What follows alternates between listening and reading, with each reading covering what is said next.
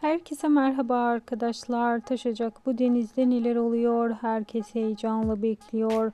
Oruç'un yeni planı ne? Eleni ile yeniden kavuşacaklar mı ve yeni aşk başlayacak mı? Aldığımız bilgilere göre Sevcan konağa taşınacak ve bir an olsun Oruç'un yanından ayrılmayacak. Bu duruma ise Eleni bozulacak.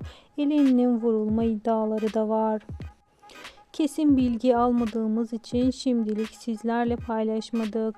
Eleni'nin vurma haberini ise kesinleştirip sizlere ileteceğiz. Taşacak bu denizle ilgili yeni haber ve bilgiler bir sonraki videomuzda da sizlerle olacak. Bunun için kanalımı takipte kalmayı, bildirim zilini açık tutmayı unutmayın. Hoşça kalın.